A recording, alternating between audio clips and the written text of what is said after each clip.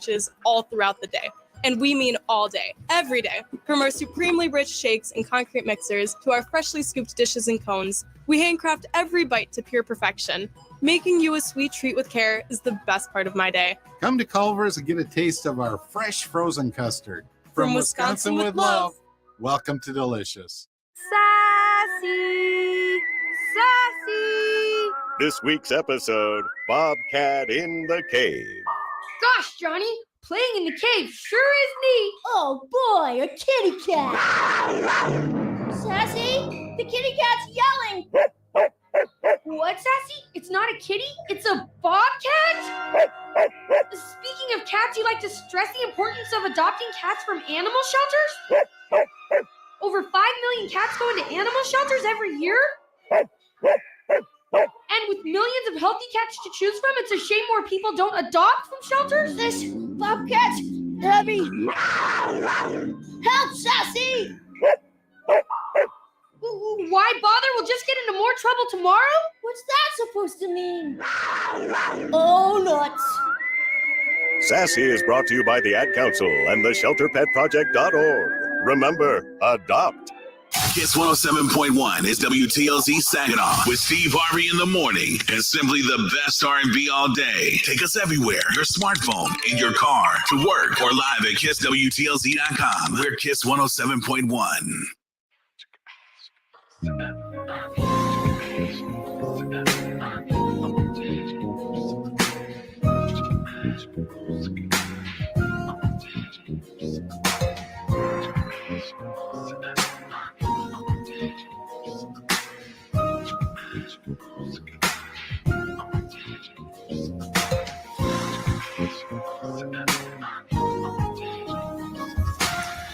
Good evening, ladies and gentlemen. Welcome to another edition, ladies and gentlemen. Welcome to another edition of Straight Talk with Kareen Bowen. I certainly thank you for your continued listenership. Those of you who are out there in radio land, please don't turn the dial. And those of you who are in the social media platforms that we have, we want you to like, tag, and share this conversation to get everyone involved in our community. I certainly want to thank you for your continued listenership. This, as I've said many times before, my name may be on the show, but this is a platform for our community to address the issues that impact us on a daily basis. We're going to get right to things. Rob, how are you doing today, Rob? I'm good. You guys may not see this, but Rob is running all over the station. I'm tired for my brother. What's good, Rob? I'm good, man. I'm good. How has your day been? Excellent. Did my radio show, and it's been a nice day. I wish it was sunny, but hey, I'm here and 6 feet above the ground, not below the ground, so I'm good. Rob, I was talking with someone, and someone said, I really enjoy your show, Straight Talk. I didn't know who this is. They were like, I love the camaraderie of the relationship between you and that old guy that's on there. That old guy. Oh, they're talking about you. Okay. All right. So we certainly, I want to get into what's on my mind today. First of all, we're going to start in somewhat a heavy place, but it's a celebration. In other words as well. And then we're going to get to issues that I want to address with our community. And I think that's important that you guys make sure that we are like tagging and sharing this conversation because I think there is something greater, a greater conversation I understand needs to take place. All right, so I want to first start by saying, giving my condolences to the Owen family on the loss of their father. And the reason it's important to me is because many people may not know him, but the Owens and the Bowens family go way back as it relates to singing and being in the church and worshiping together. And so their patriarch, they lost their patriarch this past weekend. So my heart goes out to Evelyn Lewis James Sr. and James Owen II. And I've said this before, but I'm not sure if people really recognize James Owen Jr. II. He actually is the individual who produced our music for the theme show, for this show on Straight Talk, as well as my other show on WSGW, United Shades of Gray. So they have been such a powerful musical family. I know that you all know Angie Stone was here, and we had the beautiful, most beautiful Black existence out at the park when the African American Festival was in Saginaw. African American Cultural Festival, I think is what the correct name is. Yes, Don't beat me up, y'all. I'm still trying to get over the Black Arts Festival because that's what we called it for so long. But James, he plays with them and other artists, and he travels the world, and he's done something that so many people have struggled to do, and that's make a career out of what you love. So our thoughts and prayers are with your family, also the Webb family and the loss of Laura Dolly Webb.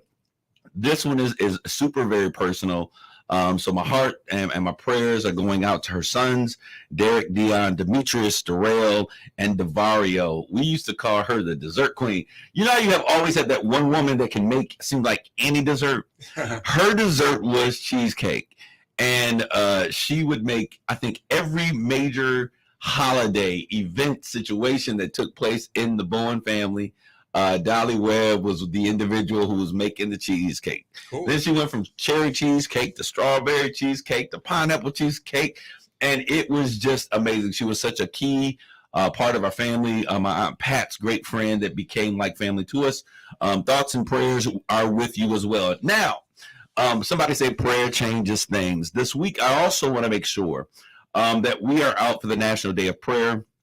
Our illustrious Mayor Brenda Moore has set this particular date along with national activities and prayer circles around the area for May 4th at 12 noon to be a National Day of Prayer. Now, those of us who are from the household of faith, this is a great opportunity for you to come and to bring the prayers that we pray on a daily basis.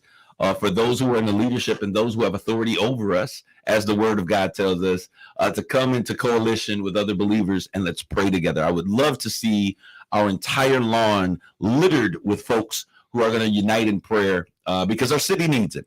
And so that May 4th at 11:45 is when they're congregating. They're going to begin promptly at 12 noon. We want everyone to come out on the lawn of the City Hall. All right, so this is the place, Rob, that I told you, just make sure that you keep me in alignment with where I am. Okay, on yesterday, and this really, and I need you all to understand this, the reason that I'm going to say what I'm getting ready to say in just a second is not because I want to clap back, not because I want to have an issue. It's none of those things.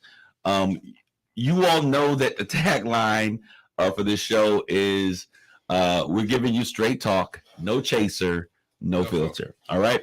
And so I want you all to understand that where my heart is on this situation is that I'm really looking for answers and clarity and understanding. That is exactly where I am. But on yesterday, I hosted an event that was titled Breaking Bread Conversations. There was Patrice Aaron, who was in Midland, was doing some things and, say, hey, why don't we get together and have these conversations around food? She was unable to attend on yesterday, but why don't we have these conversations? We'll bring people in of different ethnicities and racial makeups and profiles, and we'll talk about issues of race to see if we can generate a desire and a will for people to stand up and have courageous conversations, Rob. The name of that show is United Shades of Gray, Conversations of Race on America. It is on my social media pages. Yes, Rob. United States of Gray on our sister station, WHGW, AM and FM, Sunday evenings at 7 o'clock. Now, this conversation is not going to air this week. It'll air next week. Okay. But that's where listeners can find that other station, the other show of yours. Absolutely. So I want to, anyways, let's just jump right into it. So we're having this conversation. I wanted it to be now. Notice I don't talk about that show all the time on this station because the community, this village is not the targeted audience. We understand that Black folks have no issue really talking about race. Brown folks don't usually have issues talking about race. But I recognize in my meetings and my dealings with other folk that white people struggle with talking about race. And so one of the issues I said, if there is an issue, why does the issue exist? And we went through and we had a great time together. We actually had a meal. My partner on that show, my co-host is Mark Bassett, who is the former CEO of Hemlock Semiconductor. There were other professionals and people with just all walks of life. We had a meal, which was a potluck. I told him, typically Black folks don't do potluck unless we know who's bringing the food in. But anyways, we had a meal. I did make the mac and cheese, y'all, and it was slamming. Okay. We had this meal. Your mother's recipe, I assume. No, it is my Aunt Pat's recipe. Oh, okay. But anyways, shout out to Aunt Pat. Sorry, Geraldine. So we had a meal, we sat and we were talking and just kind of putting together. I started doing some personal interviews, and then we went downstairs on the lower level of the home and we had a conversation. We started this conversation. Now, my intention on this conversation was really focused on the relationships that Black and brown communities have with white communities, and if there's Asian, whatever, because for my entire life, it has been a coalition of Black and brown folks working together. We understand what it means to be tread upon. We understand the adversities that come when you are a other American. And so for the longest that I can remember, when we began this work, this push, when I look at the founding of when we became American citizens, we brought a whole bunch of folks with us, Rob. Mm-hmm. The 13th and the 14th and the 15th Amendment are really, they attest to the fact that we have been so strongly and ferociously at work for equality, and that equality has began to benefit other races and other cultures, which I think is absolutely beautiful. Yes. We see that Blacks have began with the civil rights movement. That coalition was a multi-ethnic, multi-racial coalition. We saw the standing together of Cesar Chavez and Dr. King for the rights of migrant workers and the things that were happening all throughout my lifetime. All I have ever known or I've witnessed is the coalition of Black and brown communities, and that was one that many of our issues are so much the same that when we talk about doing things and making change happen, as Black folks, it has always been just Black and brown folks. That's when I look at my family, when I go to my family reunion, this is how close the connections are. My family are Mexicans, and I'm sure Mexican folks out there, if you're listening in right now as well, when you look at your family, there's some folks dark like me up in there. And so we have created this dynamic where this has been an unbreakable coalition, as far as I understand it.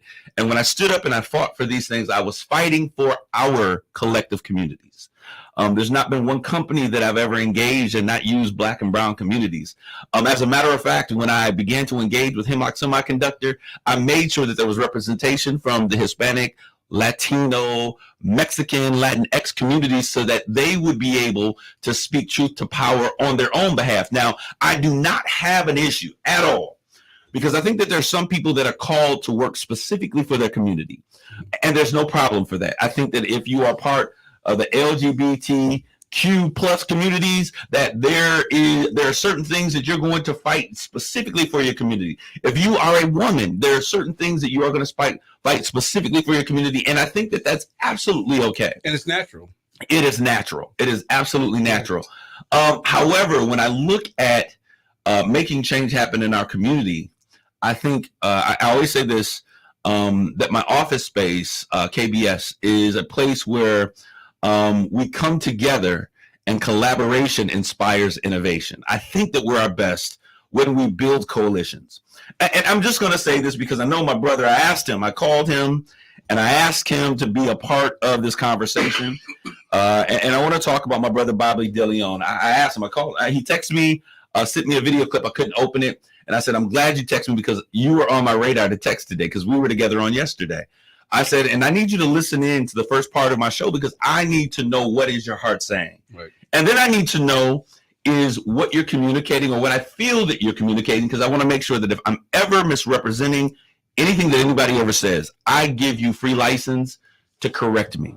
The number to the radio station here, if anybody would like to call in, not anybody, but specifically the persons that I'm going to be speaking with, which is my brother Bobby DeLeon, is 989-921-7107. I offer you an opportunity to come in and clarify anything that I may say that is incorrect. But anyways, we're having this conversation in Midland, Michigan, which is not the most colorful place to begin with. And so I feel at home. I had a brother that's an attorney from Lansing that came in because he represents one particular conversation. Myself and the only other people of color that I invited to the park, which was Bobby DeLeon. because I wanted to make sure that our brothers and sisters were accurately heard from the Hispanic community. And I was kind of thrown off. If I were, this is straight talk. I got to tell you where I'm at. I was thrown off when we were upstairs before the recorded conversation took place. He was sharing that he was not with me, but with some of the other individuals. He was excited because he had done some work about bringing 30 businesses and stakeholders in the community specifically for speaking to the needs of the brown community, which I applaud. There are things that I do specifically for the Black community, right, and there's no issue with that. But it was weird because I asked the follow-up, okay, so like what kinds of individuals? And I had to ask a few different ways before I could get the answer. And it was just different because we have always said, he, myself, John Ayala have sat down to do some work together to try to see if we could bring some community and unity to, tighten up and batten down the hatches in our coalition. I'd never heard that before. There was a conversation that we had, and I'm not going to say exactly what was said to me that made me take a pause. I was like, maybe Bobby just talking that. I didn't think about it. But anyways, on yesterday, and I'm taking this in light of some of the things that we have seen from a national perspective. We saw what happened in LA, Rob, where the LA City Council members from the Mexican American Latinx community were leaders on the city council. I think one was even the president. We covered the story, and they were making fun of Black people and talking about how they had to get them out of power. And so it was just like, okay, this is crazy. I just chalked it up as folks having a bad day. All right. In our community, we have always been together. So Bobby, and I'm not going to say exactly what he said because it's out there for you to go out there and listen. I'm going to talk about how it made me feel because that's the thing that I can own and I can never be wrong about. It made me feel as though, based upon what was said, that there were issues in our Hispanic community that were toward that were toward the Black community. The example that was brought forth was one that happened in the 70s in which he said that he heard or he saw with his own ears, in which the Black community said, when they were standing in agreement and fighting for unity together, that we treated them, and these are his words, and I quote these words, that the Black community in that moment treated him like we were, quote unquote, the white folks, and they were the Black folks. And if they wanted anything, that they had to get on their knees and fight for it the way that we have as a community. I've never experienced that situation. I've never seen my brown community in that light. As a matter of fact, we can do a lineup, and so many of us have blended families and mixed character. It's hard to separate the two. Our musics are strong with beats, Latino or whatever.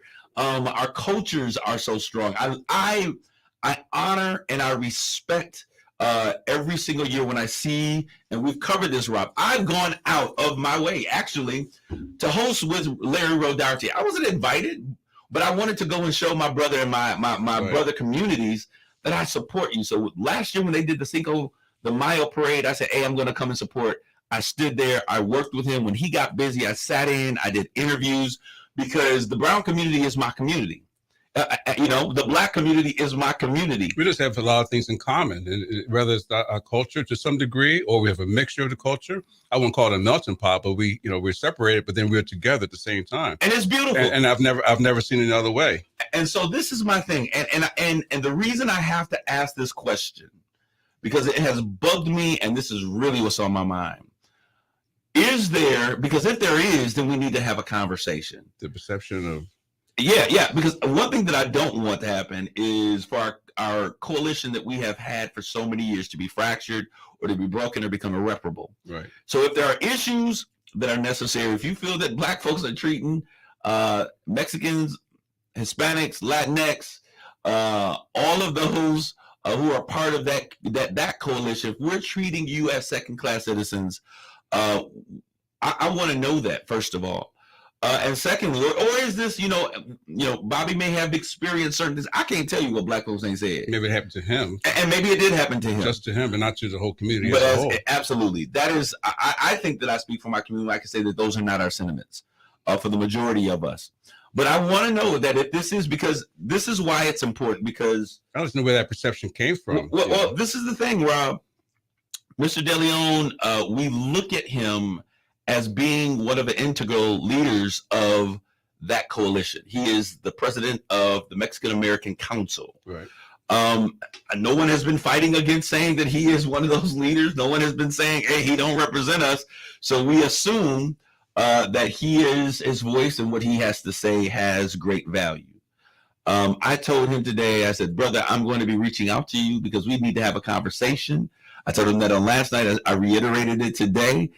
And it's not that I don't want you to do the work that you're doing, but I simply need to understand that if there is an issue, then let's talk about it. So maybe there's a resolution to that issue. Right. If there's a crack in the armament to fix it before we move forward, otherwise it'll just get wider. Absolutely, because much of the work that needs to be done, both of our communities need the same work done. Exactly. Not only that, but we as a community cannot be fractured and start doing the bidding for other communities. Not at this time in space anyway. We've got too far to go. Exactly. Jeffrey Bulls, I want to take your comment. You said black folks have always included brown. That hasn't always been reciprocal. In my opinion, it has never been reciprocated. And let's be real, a lot of brown community is anti-black and aspire to be white adjacent. And that was one of the things that I said on yesterday. As black folks, we have no other opportunity to be anything but black. Right. I told them on last night, I said, when you see me walk out the house, if I'm 100 yards away, you know I am black. However, there have been other parts of that community. And I've talked to my family and other Hispanic members, and they say, look, they call the name brown the other because we got the same thing in our community. Let's be real, but we just can't assimilate to the fact to the level that they can. That when they get a job, they get a position, they don't associate with their community, and they look at our census, Rob. When it benefits even our government, we label them as white. But that's not the black community doing that. No. But I'm just saying, so there is that option for them to make a decision or a choice where they fall. And I agree with you, Jeffrey. In many instances, when the benefits are there, everybody gonna be a minority. You tell them we got $1 million, you gonna have, as Donald Trump called, what was her name?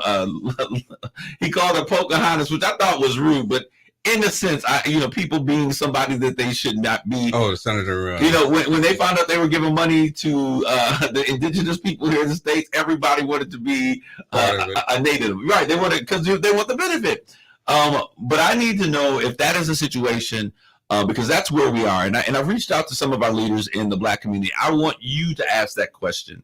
I need us to stand in solidarity. But if that is not what their desire is, this is what I want to say. And this is my prayer, is that this is not a fracture that goes throughout the community. It may be an unresolved issue that my brother needs to deal with. And I'm going to have that conversation with him. And I'm going to encourage others in the community to have that conversation. Then I also need to know but if this is the way that we feel, then we need to talk about this thing. We need to examine ourselves and our own prejudices and biases. Because we all got them. Right, we all have them. Yeah, one thing that I'll tell you is that these Negroes that I deal with in our community, sometimes I get upset because we often will do the same thing that has been done to us. Right. And I think that that's crazy. It is. But I want to take some time to really talk about it. I think we need to challenge, because my thought and my statement to him was, we have always said black and brown communities, I need your people to stand in solidarity and use the phrasing black and brown communities, because we fight for the same coalition. I'm going to take a break really quick. And when we come back, we're going to get into today's conversation. We're going to talk about Michigan representation, what's happened, who's fighting, who wants the position. Debbie Stabenow stepping down. There's so much that is happening around us. And 2024 is a big year. Stick and stay, don't go away. We'll be back with more of Straight Talk.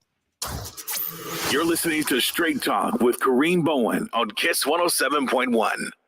Spring has sprung mid-Michigan, and business is blooming. That means you could turn over a new leaf in a nicer, newer car. car. Ryan Wasik here from Bell Wasik GMC Buick, home of the lifetime warranty. And I'm so excited about spring, I wet my plants. So come celebrate with me, and I'll give you up to $4,000 more than Kelley Blue Book value for your old ride based on the price of the car you pick. If the bloom is off the rose with your current ride, you could get way more than it's worth. Do other dealers rake you through the mud over past credit mishaps? We're rooting for you. We weed out the banks that don't want to approve you. So bring me your old ride, and you could get up to $4,000 more than Kelley Blue Book value based on the price of the car you pick. But hurry, this deal will get picked over soon. I'm Ryan Wasik, and I'm your dealer for the people. See all the cars at RyanApproved.com. That's RyanApproved.com. Credit requires bank approval. Vehicle purchase price determines actual trade allowance. Negative equity may be refinanced. Offer absolutely ends April 30th, 2023. To everyone who craves a fresh meal made just for you, let our team member Jacob share what's special about Culver's. In Wisconsin, our food comes from the heart, and taking the time to handcraft your meal with care is how we've always done it at Culver's. It's why your Butterburger doesn't touch the grill until after you order, like our limited time Smokehouse Barbecue Cheddar Pub Burger. We know you'll love it. Come to Culver's and let us serve you a Butterburger made special just for you. From Wisconsin with love, welcome to Delicious. To everyone who craves a handcrafted treat, let our team member Sephora tell you about a Culver's favorite. We make our thick and creamy fresh frozen custard in small batches all throughout the day. And we mean all day, every day. From our supremely rich shakes and concrete mixers to our freshly scooped dishes and cones, we handcraft every bite to pure perfection. Making you a sweet treat with care is the best part of my day. Come to Culver's and get a taste of our fresh frozen custard. From Wisconsin with love, welcome to Delicious. You're listening to Straight Talk with Kareen Bowen on KISS 107.1. Welcome, ladies and gentlemen, and welcome back to another edition of Straight Talk. We are just fresh off a commercial break. Rob, thank you for being Rob. I thank you for that communication, keeping my eyes and my ears aware.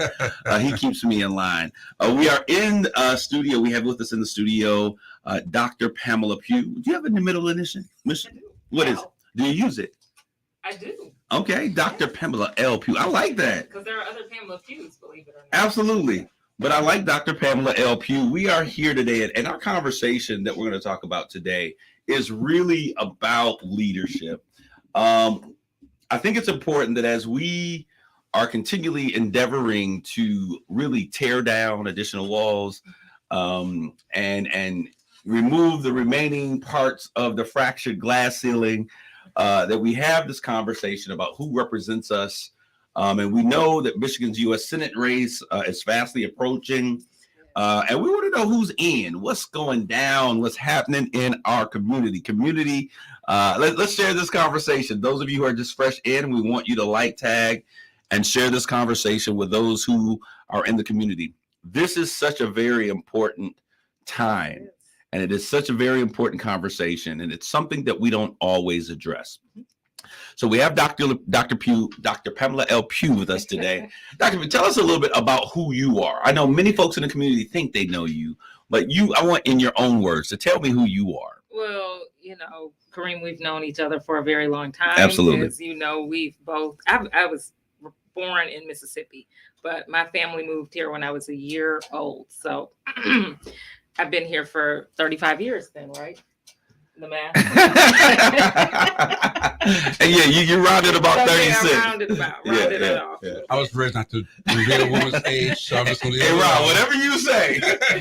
Whatever you say. For a little while. Absolutely. So, raised here, went to school in Florida, lived in Detroit for maybe about 2 years.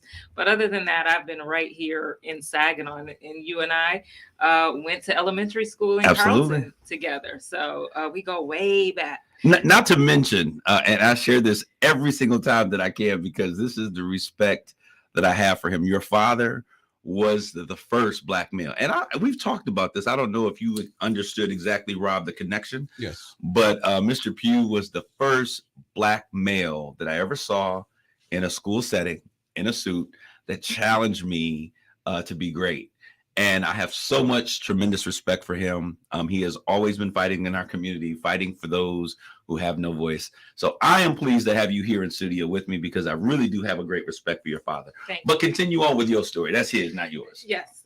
but his story, it's my foundation. So and he worked at Delta College for 32 years, spent a lot of time on that campus, and I say that I've went to Delta College forever because I would ride to the college with him, and I went to preschool on the Delta College campus, but graduated with an associate's degree from Delta College in pre-engineering, graduated from Florida A&M University with a bachelor's of science in chemical engineering. Okay. And came back home thinking that I was going to go back to school in Florida, but just started working. I started working. Where was the first place that you started working after you were done with school? I did a couple of different jobs, believe it or not. I even did substitute teaching because I thought maybe I wanted to go back to school. Good Lord, I made the same decision. It wasn't for me. It was not for me. But I worked at Dow Chemical for a little while. I worked at DuPont down in Troy for a little bit. I did a cleanup. There was a contamination site that was on the Bay area in Bay City that I did clean up, and I ran a lab there. And this is what I want to do, because I think this community and the people that are on the other side of the radio or on the social media they kind of know who Pam is. Yeah. But I want you to share with them kind of what's your vision for York? Let's start here in Saginaw. What is your vision for Saginaw? Oh my goodness. So, now my background is public health. So, and when we talk about public health, we mean healthy communities filled with healthy people. And that means a vibrant economy. That means that small businesses are engaged. We have all people that are engaged, people who are entrepreneurs, that they have the necessary resources that they need. And because small businesses are the backbone of our community. We've heard it a million times. Yes. Can't say it enough. But okay, so, and I want to make sure that because when you talk to your people, I want them to feel you. Okay. It's unfortunate. If I could do this, your camera would be straight across from you, but I want to make sure that you know that your camera is over there. So when you talk, make sure that you address I'm not your people. looking at you. No, right. Okay. But we're gonna do this together. You can look at me. I don't mind you looking at me. Okay. It's all right. We ain't mad, are we? No, we're not mad. But I thank you for having that. When you think about the work that you have done here in Saginaw, what are the things that you are most proud of? What are the things, when you think of the time that you spend in your local community, what are the things that you're most proud of? That I've always, so I started with small business, and I was really just talking about public health and how public health engages so many facets of community, but making sure that we are inclusive, making sure that when we go to tables, we are speaking up for those people who are not there at that table, and just being very bold and being comfortable, not being comfortable, but definitely working at the health department for Saginaw County for 14 years, showing up. I showed up, and there had really, I need to check the stats, but I believe that there had only been 2 African Americans that were there prior to me, the Presleys, that were in a professional capacity. Okay. But going there, showing up, putting in programming that was focused on the environment in our urban communities, because before I had gotten there, we were more focused on well water, which is important. We were focused on sewage systems, private sewage systems, but really looking at childhood lead poisoning, looking at issues that were in our homes, in our daycares, and making sure that we looked at the environmental health and making sure we looked at how it impacts the health predominantly, mainly of low income and Black and Brown communities. I want to ask you this question, or ask if you would do something for me, because when we talk about environmental health and we talk, Black communities don't understand. I mean, it's like you think so? I think a lot of us struggle to really. Flint is an example, and Flint was a water situation. We're going to talk about that. But when we talk about the impact that when we talk about the environment and that there's equity to things that are important to the environment, give us the short and sweet of it. to really help people to understand when we talk about environmental issues, how important is it to the Black and brown communities? Environmental issues are very important, whether we're talking about lead in paint that may be in windows or in homes or in the water system, or whether we're talking about factors within the environment that impact people with asthma. And most people who have asthma are people of color. We suffer disproportionately from asthma. So whether it's particulate matter, things that are in the air, that could cause asthma to be worsened or exacerbated. So, I mean, I think people are more in tuned to their health.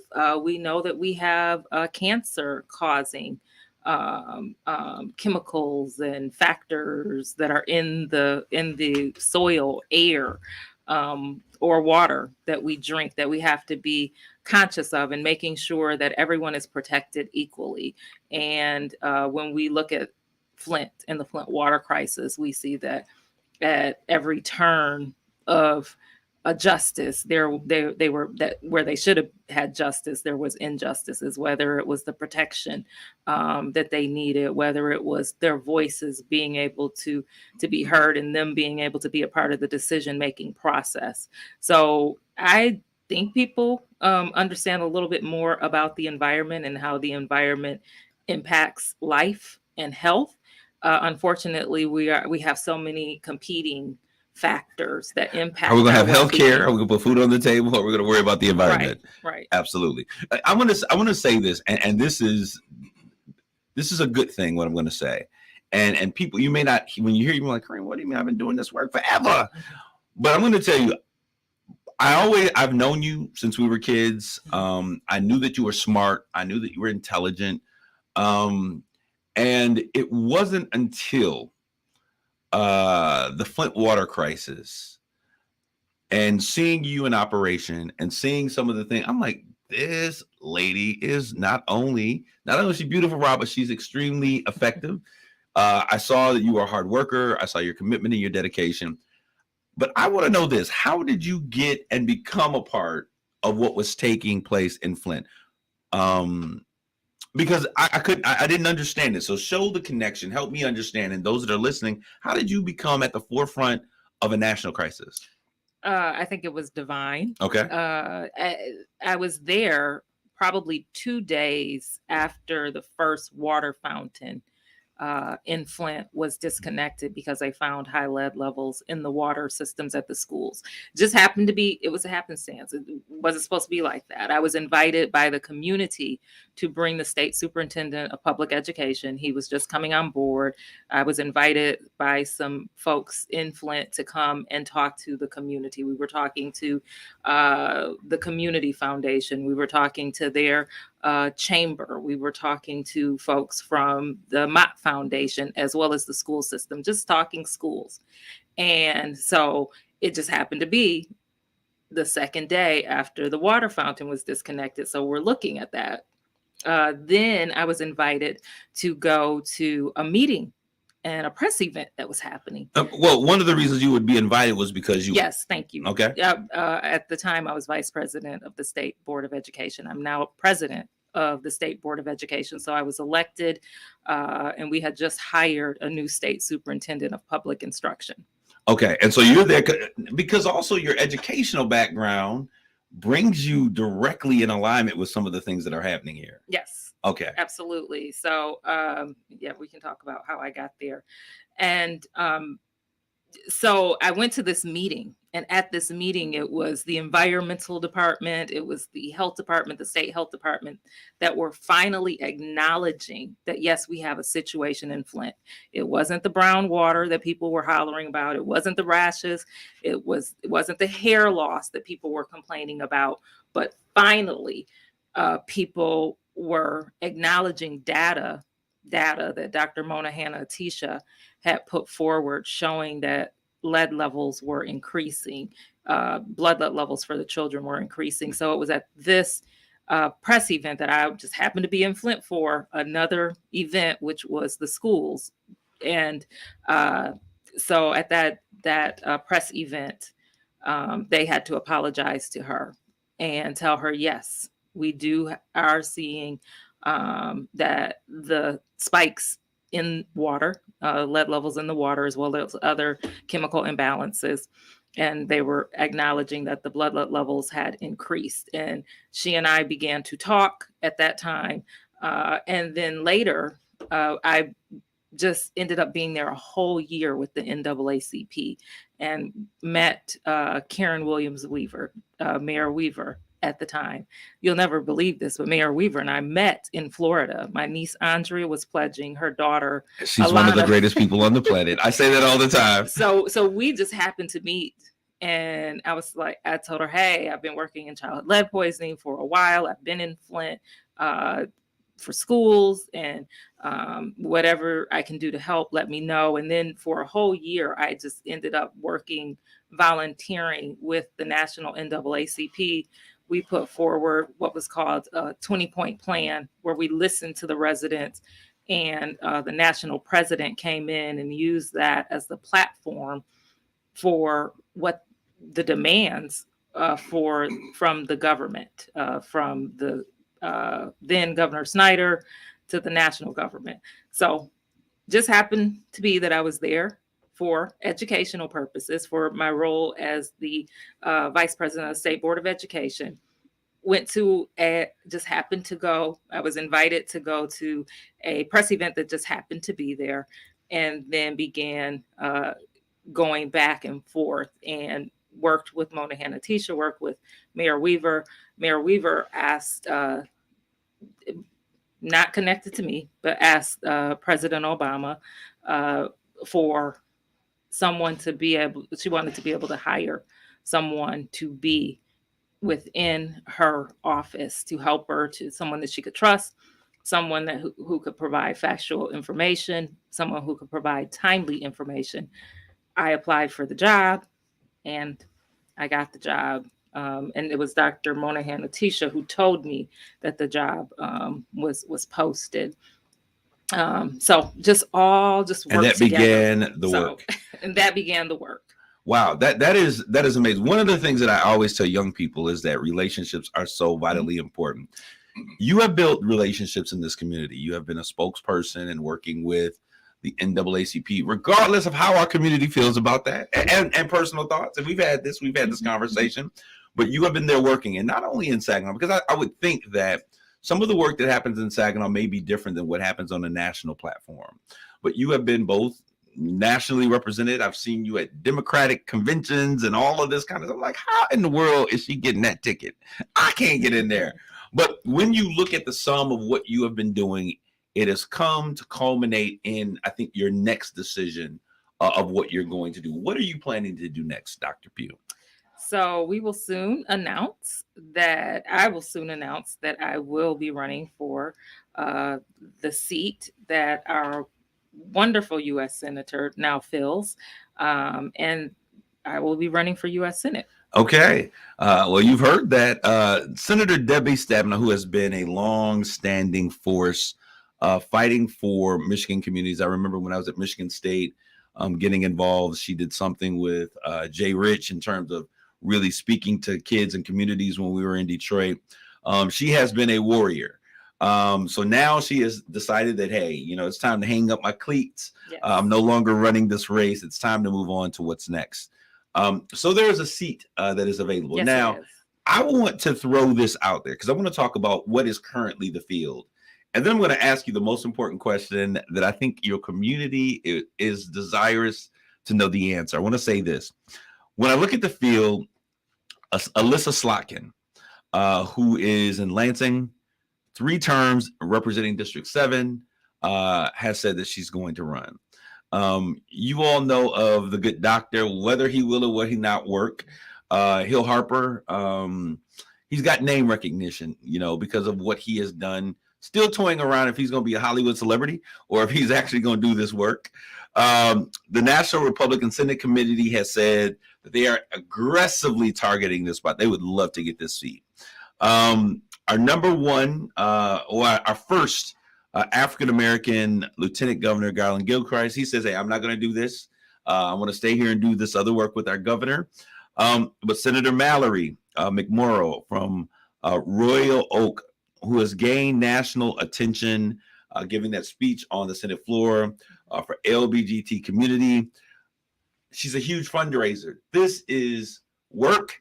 It's fundraising. It is an uphill battle for everything. And I say anybody who's in this has the same things that they have to encounter. Why do you want to do this?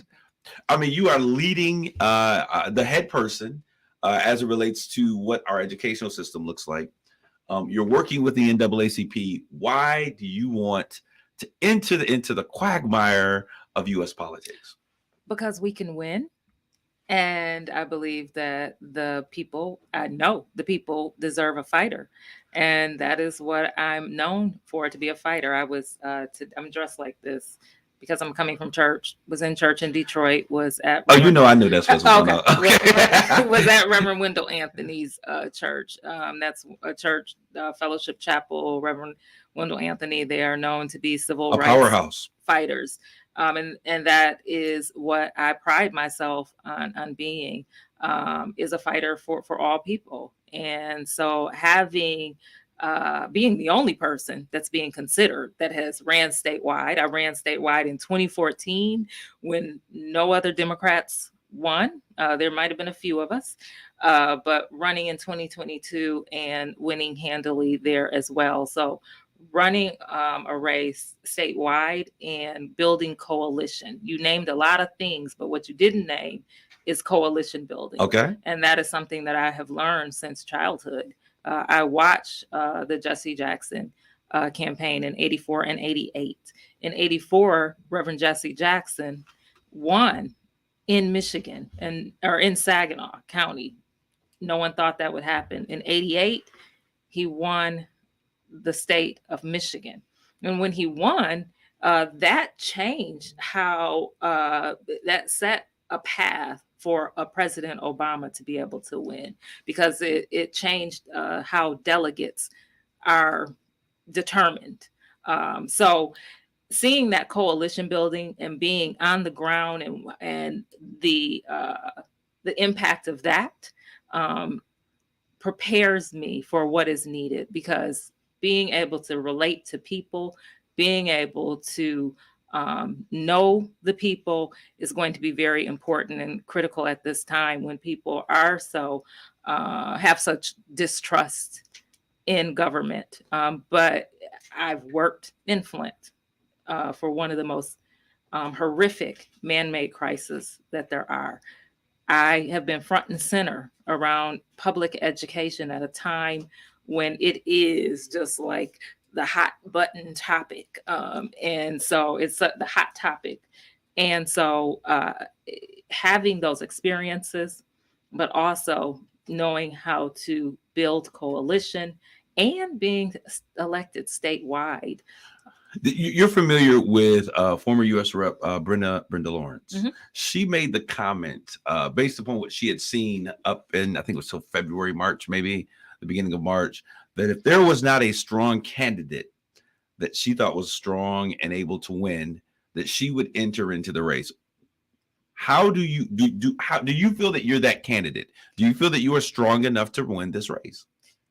I feel it. Others feel it. Yes, Okay. I do. Okay. And I talked to Congresswoman Lawrence. Okay. I've talked to several within the Michigan delegation, and we'll continue to talk. But yes, I am that strong Black female candidate who can be the first U.S. senator elected in the state of Michigan, and the only, possibly, Barbara Lee is running out of California, but possibly the only Black woman who will be in the Senate, U.S. Senate. Okay, we know that we're friendly. We have a childhood, but a part of my being here is to make sure that the questions that other people are going to ask, you better have those questions come from someone who's friendly to prepare for those things. What do you say to your naysayers? Why in the world would Pam Pugh run for Senate at this time?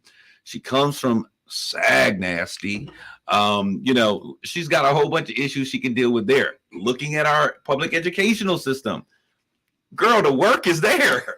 Like, why? What do you say to your naysayers who, first of all, because the theme that we've often heard is that as goes Detroit, so goes the state of Michigan.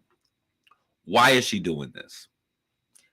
Well, I hear people all over the state telling me it's about time that you've done this. I called someone in Sanilac County. I don't even know where Sanilac is, but I called someone because, I have to prepare to raise funds. Absolutely. A lot of money. I'll be calling everybody. Just let everybody I got know $20 for you. Okay, go ahead. It all counts. It all counts.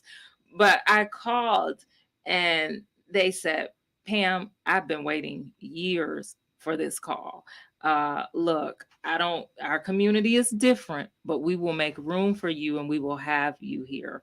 I was in the rural community, received very well. In our communities, received very well.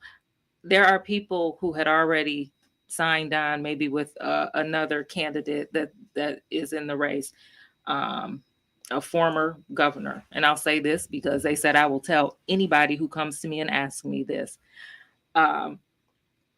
You have the credentials. You have a good reputation.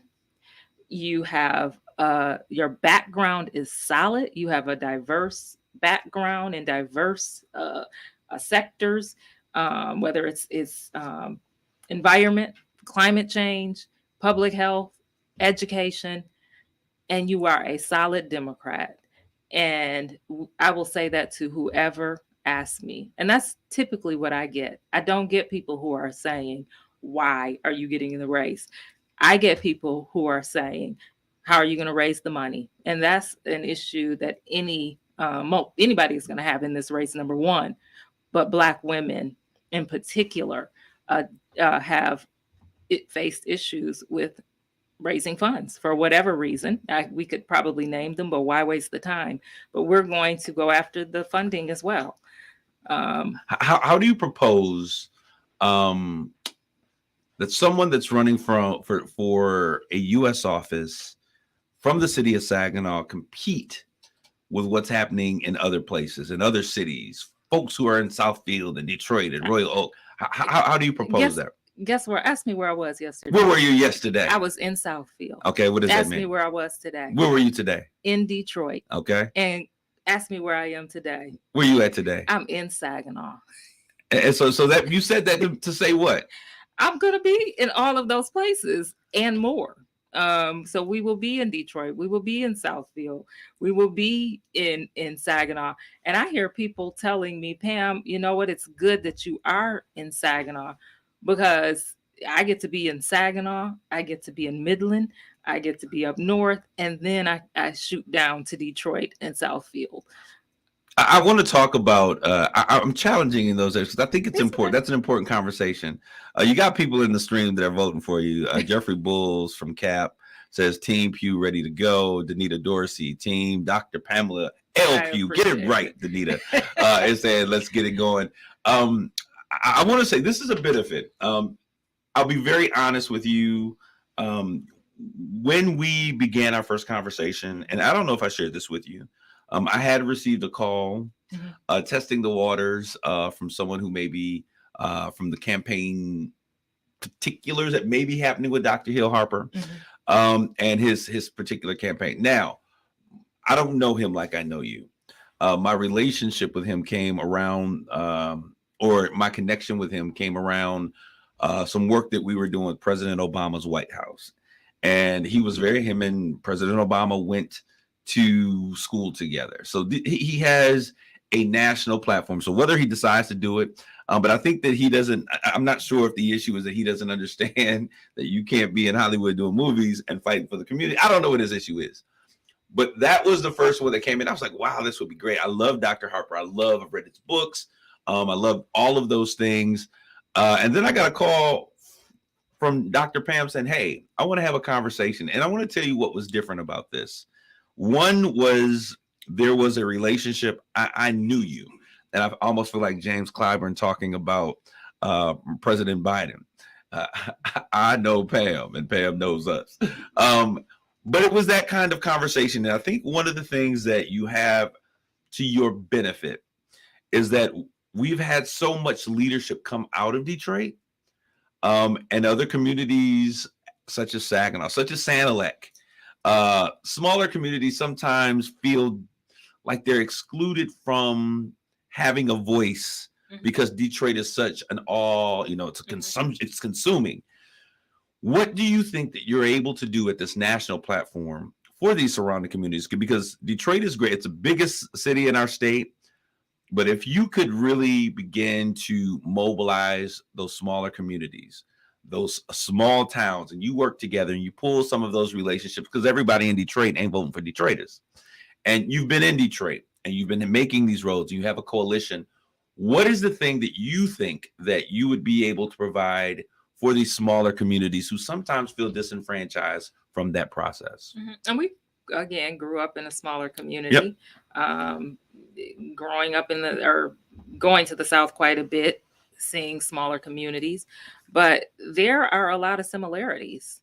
When we talk about climate action and environment, a lot of times in health, education, when we're talking about inequitable education funding, a lot of times we're talking about rural communities. We're talking about transportation issues. We're talking about access to broadband. When we talk about climate, we're talking about making sure that disadvantaged communities, communities of color, low income communities, that when we talk about improving the health of the environment, when we're talking about increasing renewable energy, decreasing fossil fuels, addressing our climate change issue, we're talking about making sure we engage small businesses. We're talking about engaging low income communities, disadvantaged communities, and making sure that they're able to be a part of this new economy. So whether we're talking about economy, whether we're talking about education, whether we're talking about climate, whether we're talking about environment, whether we're talking about food security,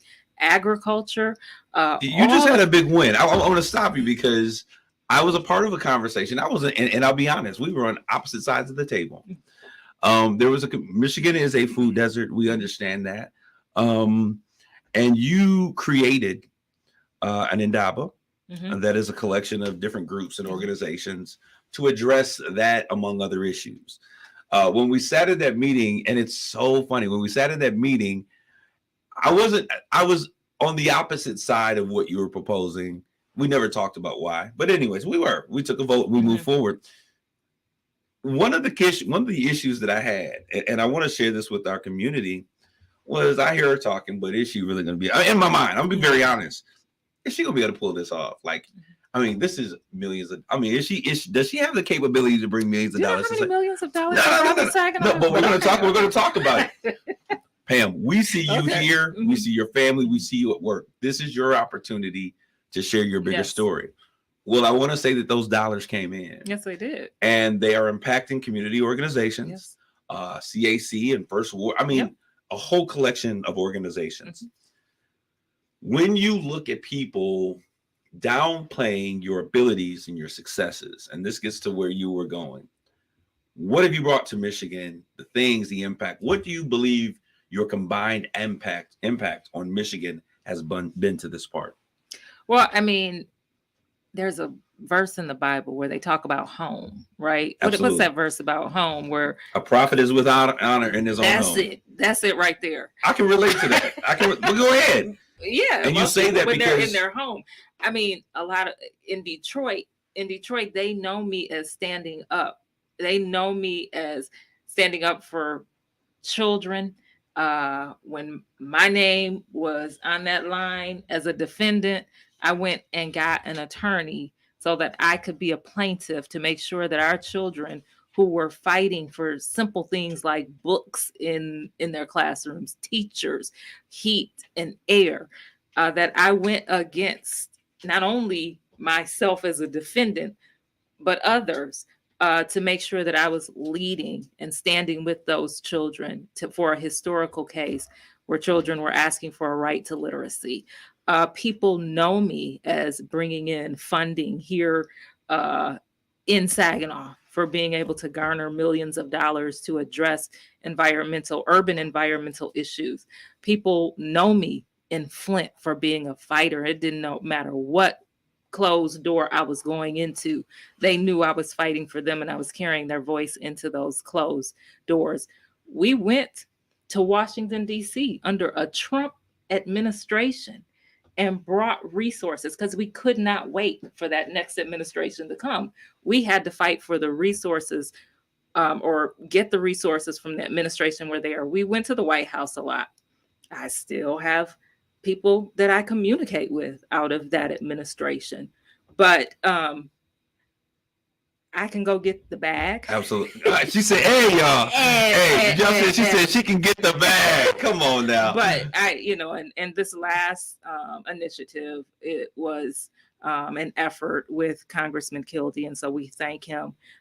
We told him that it was an opportunity for us to bring community together, for us to begin the work around food security, food sovereignty, where the people who are most impacted are leading the work.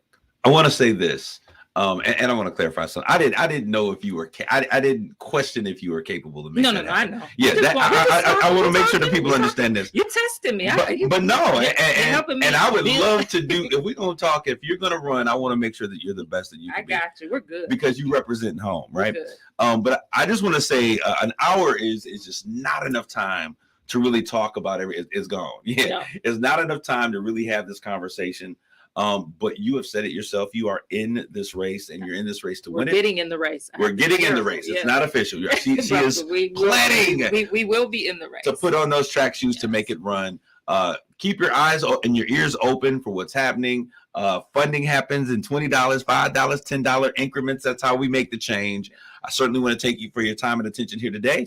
You are always welcome here at Straight Talk. And to those who are listening in our listenership, God bless you all. Grace and peace.